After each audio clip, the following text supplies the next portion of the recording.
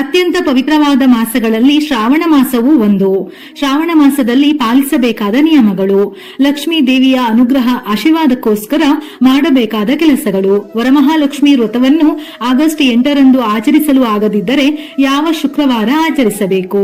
ಶ್ರಾವಣ ಮಾಸಕ್ಕೂ ಮುನ್ನ ಯಾವ ವಸ್ತುಗಳನ್ನು ಮನೆಗೆ ತರಬೇಕು? ಈ ಮಾಸದಲ್ಲಿ ಮಾಡಬಾರದ ತಪ್ಪುಗಳೇನು ಎಂದು ತಿಳಿಯೋಣ.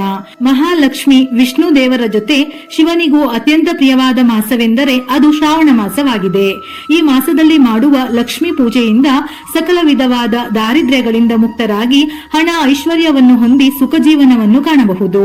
ಈಗ ಮುಗಿಯುತ್ತಿರುವ ಆಷಾಢ ಮಾಸದಲ್ಲಿ ಶುಭ ಕಾರ್ಯಗಳನ್ನು ಮಾಡುವಂತಿಲ್ಲ. ಆದರೆ ಶ್ರಾವಣ ಮಾಸದಲ್ಲಿ ಪೂಜೆ ಪುನಸ್ಕಾರಗಳ ಜೊತೆ ಶುಭ ಕಾರ್ಯಗಳು ಆರಂಭವಾಗುತ್ತವೆ. ಈ ಮಾಸಕ್ಕಾಗಿ ಪ್ರತಿಯೊಬ್ಬರು ಕಾದಿರುತ್ತಾರೆ. ಹೊಸ ಕೆಲಸವನ್ನು ಆರಂಭಿಸುವವರಿಗೆ ಇದು ಪ್ರಶಸ್ತವಾದ ಸಮಯ. ಶ್ರಾವಣ ಮಾಸವು ಜುಲೈ 25 ಶುಕ್ರವಾರ ಆರಂಭವಾಗಿ ಆಗಸ್ಟ್ 23 ಶನಿವಾರ ಶ್ರಾವಣ ಮಾಸ ಮುಕ್ತಾಯವಾಗುತ್ತದೆ. ಈ ವರ್ಷ ಶ್ರಾವಣ ಮಾಸ ಬಹಳ ವಿಶೇಷವಾಗಿದೆ. ಯಾಕೆಂದರೆ ಶ್ರಾವಣ ಮಾಸದ ಮೊದಲ ದಿನವೇ ಶುಕ್ರವಾರ ಬಂದಿದ್ದು ಇದು ಮೊದಲ ಶ್ರಾವಣ ಶುಕ್ರವಾರ. ಈ ಮಾಸದಲ್ಲಿ ಒಟ್ಟು 5 ಶ್ರಾವಣ ಶುಕ್ರವಾರಗಳು ಬಂದಿವೆ, 4 ಶ್ರಾವಣ ಮಂಗಳವಾರಗಳು ಬಂದಿವೆ. ಶ್ರಾವಣ ಮಾಸದಲ್ಲಿ ಶುಕ್ರವಾರಗಳಂದು ಮಹಾಲಕ್ಷ್ಮಿ ದೇವಿಯನ್ನು ಪೂಜಿಸಿದರೆ ವರ್ಷ ಪೂರ್ತಿ ಐಶ್ವರ್ಯಕ್ಕೆ ಕೊರತೆ ಬರುವುದಿಲ್ಲ. ಶ್ರಾವಣ ಮಂಗಳವಾರಗಳಂದು ತಪ್ಪದೆ ಮಂಗಳಗೌರಿ ವ್ರತವನ್ನು ಆಚರಿಸಬೇಕು. ಸ್ತ್ರೀಯರು ವರಮಹಾಲಕ್ಷ್ಮಿ ವ್ರತಕ್ಕೋಸ್ಕರ 1 ವರ್ಷದಿಂದ ಕಾದಿರುತ್ತಾರೆ. ಈ ಬಾರಿ ವರಮಹಾಲಕ್ಷ್ಮಿ ವ್ರತವು ಆಗಸ್ಟ್ 8ನೇ ತಾರೀಕು ಬಂದಿದೆ. ಶ್ರದ್ಧಾ ಭಕ್ತಿಯಿಂದ ವರ್ಷಕ್ಕೆ 1 ಬಾರಿ ಈ ಪವಿತ್ರವಾದ ವ್ರತವನ್ನು ಯಾರ ಮನೆಯಲ್ಲಿ ಆಚರಿಸುತ್ತಾರೋ ಆ ಮನೆಯಲ್ಲಿ ಸಕಲ ಶುಭಗಳು ನಡೆಯುತ್ತವೆ. ಅಮ್ಮನವರ ಅನುಗ್ರಹದಿಂದ ಸಂಪತ್ತು ವೃದ್ಧಿಯಾಗುತ್ತದೆ. ಮನೆಯ ಬಾಗಿಲಿಗೆ ಮಾವಿನ ತೋರಣ ಅಥವಾ ಅಶೋಕ ಎಲೆಗಳ ತೋರಣವನ್ನು ಕಟ್ಟಿ. ಇದು ನಕಾರಾತ್ಮಕ ಶಕ್ತಿಯನ್ನು ತಡೆಗಟ್ಟಿ ಧನಾತ್ಮಕ ಶಕ್ತಿಯನ್ನು ಆಹ್ವಾನಿಸುತ್ತದೆ. ಪ್ರತಿದಿನ ಸಾಧ್ಯವಾಗದೇ ಇದ್ದರೂ ಪ್ರತಿ ಭಾನುವಾರದಂದು ಬೆಳಿಗ್ಗೆ ಸ್ನಾನ ಮಾಡಿದ ನಂತರ ಸೂರ್ಯನಿಗೆ ಅರ್ಘ್ಯವನ್ನು ನೀಡಿ. ಇದು ಉತ್ತಮ ಆರೋಗ್ಯ ಮತ್ತು ಅದೃಷ್ಟವನ್ನು ತರುತ್ತದೆ. ಶ್ರಾವಣದಲ್ಲಿ ಸಾಧ್ಯವಾದರೆ ಮನೆಯಲ್ಲಿ ಸತ್ಯನಾರಾಯಣ ಪೂಜೆ ಅಥವಾ ನವಗ್ರಹ ಶಾಂತಿ ಪೂಜೆಯನ್ನು ಆಯೋಜಿಸಿ.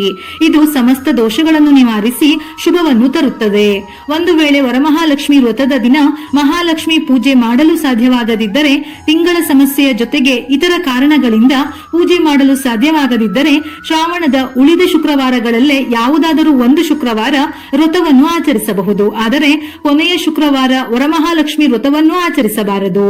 ಶ್ರಾವಣ ಶುಕ್ರವಾರಗಳು ಯಾವ ದಿನಾಂಕಗಳಲ್ಲಿ ಬಂದಿವೆ ಎಂದು ನೋಡುವುದಾದರೆ ಜುಲೈ 25, ಆಗಸ್ಟ್ 1, ಆಗಸ್ಟ್ 8, ಆಗಸ್ಟ್ 15 ಮತ್ತು ಆಗಸ್ಟ್ 22. ಈ ಮಾಸದಲ್ಲಿ ಶ್ರಾವಣ ಶುಕ್ರವಾರಗಳ ಜೊತೆ ಶ್ರಾವಣ ಸೋಮವಾರ, ಶ್ರಾವಣ ಮಂಗಳವಾರ ಹಾಗೂ ಶ್ರಾವಣ ಶನಿವಾರಗಳು ಕೂಡ ಮುಖ್ಯವಾದ ದಿನಗಳಾಗಿವೆ. ಶ್ರಾವಣ ಮಾಸದಲ್ಲಿ ವಿಶೇಷವಾಗಿ ಮಂಗಳವಾರದಂದು ಸುಹಾಸಿನಿಯರಿಗೆ ಅರಿಶಿನ, ಕುಂಕುಮ, ಹೂವು ಮತ್ತು ಅಕ್ಕಿಯನ್ನು ದಾನ ಮಾಡಿ. ತಾಯಿ ಲಕ್ಷ್ಮಿಯ ಆಶೀರ್ವಾದದಿಂದ ದೀರ್ಘ ಸುಮಂಗಲಿಯರಾಗಿ ಸುಖ ಸಂತೋಷದಿಂದ ಬದುಕಬಹುದು. ದಾಂಪತ್ಯ ಜೀವನದಲ್ಲಿರುವ ಅಡೆತಡೆಗಳು ನಿವಾರಣೆಯಾಗುತ್ತದೆ.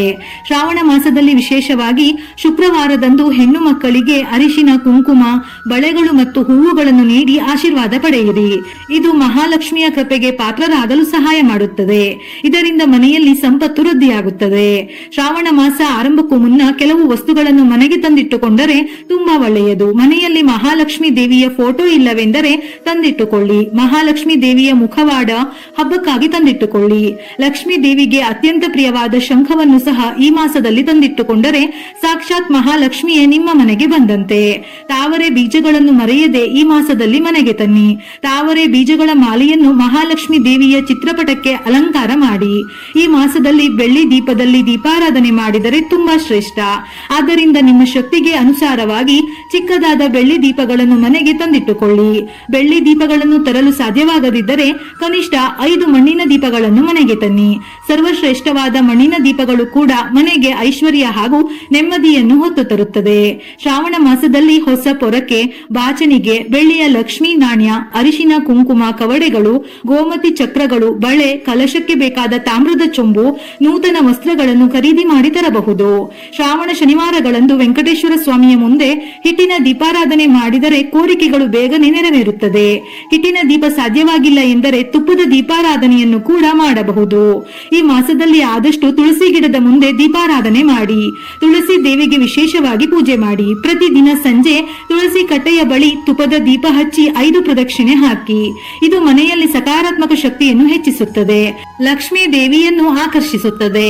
ಮನೆಯಲ್ಲಿ ತುಳಸಿ ಗಿಡ ಇಲ್ಲವೆಂದರೆ ಒಂದು ತುಳಸಿ ಗಿಡದ ಜೊತೆ ತುಳಸಿ ಕಟ್ಟೆಯನ್ನು ಕೂಡ ಮನೆಗೆ ತನ್ನಿ. ಮಹಾಲಕ್ಷ್ಮಿ ಹಾಗೂ ವಿಷ್ಣು ದೇವರ ಕೃಪೆ ಪಡೆಯಲು ತುಳಸಿ ದೇವಿಯನ್ನು ಕೂಡ ಪೂಜಿಸಲೇಬೇಕು. ಶ್ರಾವಣ ಸೋಮವಾರಗಳಂದು ಶಿವನ ದೇಗುಲಕ್ಕೆ ಹೋಗಿ ಶಿವಾಭಿಷೇಕ ಮಾಡಿ ಶಿವ ದರ್ಶನವನ್ನು ಶ್ರಾವಣ ಮಾಸದ ಸೋಮವಾರಗಳಂದು ಮಾಡಿದರೆ ಜನ್ಮ ಜನ್ಮಗಳ ಪಾಪಗಳೆಲ್ಲ ಕಳೆದು ಶಿವನ ಕೃಪೆ ಪ್ರಾಪ್ತಿಯಾಗುತ್ತದೆ. ಕಷ್ಟಗಳೆಲ್ಲ ಮಂಜಿನಂತೆ ಕರಗಿ ಅದೃಷ್ಟದ ಜೀವನವನ್ನು ನೋಡಬಹುದು. ಶ್ರಾವಣ ಮಾಸದ ಆರಂಭಕ್ಕೂ ಮುನ್ನ ಮನೆಯನ್ನು ಶುಚಿ ಮಾಡಿಕೊಳ್ಳಿ. ಮನೆಗೆ ಅವಶ್ಯಕತೆ ಇಲ್ಲದ ಕೆಟ್ಟು ಹೋದ ಹಾಳಾದ ವಸ್ತುಗಳನ್ನು ಮನೆಯಿಂದ ಹೊರಹಾಕಿ. ಉಪಯೋಗಿಸದ ಪಾದರಕ್ಷೆಗಳು, ಕಬ್ಬಿಣದ ವಸ್ತುಗಳು, ಪ್ಲಾಸ್ಟಿಕ್ ಸಾಮಗ್ರಿಗಳು ಮನೆಯ ಮೆಟ್ಟಿಲಿನ ಕೆಳಗೆ, ಮನೆಯ ಮೇಲಿಟ್ಟಿದ್ದರೆ ಹೊರಹಾಕಿ. ಈ ವಸ್ತುಗಳು ಹೆಚ್ಚು ಕಾಲ ಮನೆಯಲ್ಲಿದ್ದರೆ ನೆಗೆಟಿವ್ ಶಕ್ತಿಯನ್ನು ಆಕರ್ಷಿಸುತ್ತದೆ. ಶ್ರಾವಣ ಮಾಸದಲ್ಲಿ ಮಾಂಸಾಹಾರದಿಂದ ದೂರವಿರಿ. ಶ್ರಾವಣ ಮಾಸದಲ್ಲಿ ಮಹಾಲಕ್ಷ್ಮಿ ದೇವಿಯು ವರಮಹಾಲಕ್ಷ್ಮಿ ರೂಪದಲ್ಲಿ ಮನೆಗೆ ಬರುತ್ತಾಳೆ. ಆದ್ದರಿಂದ ಈ ಮಾಸದಲ್ಲಿ ಕೇವಲ ಮನೆಯನ್ನಷ್ಟೇ ಅಲ್ಲದೆ ಮನಸ್ಸನ್ನು ಕೂಡ ಶುದ್ಧವಾಗಿಟ್ಟುಕೊಳ್ಳಿ. ಯಾರೊಂದಿಗೂ ಜಗಳ ಮಾಡದೆ, ಕೆಟ್ಟದ್ದನ್ನು ಆಲೋಚಿಸದೆ ಮನೆ ಮನಸ್ಸನ್ನು ಶಾಂತವಾಗಿಟ್ಟುಕೊಳ್ಳಿ. ಈ ಮಾಸದಲ್ಲಿ ಮಹಾಲಕ್ಷ್ಮಿ ದೇವಿಯ ಕಥೆಗಳನ್ನು ಕೇಳಿ. ಮನೆಯಲ್ಲಿರುವ ಮಕ್ಕಳಿಗೂ ಈ ಕಥೆಗಳನ್ನು ಹೇಳಿಕೊಡಿ.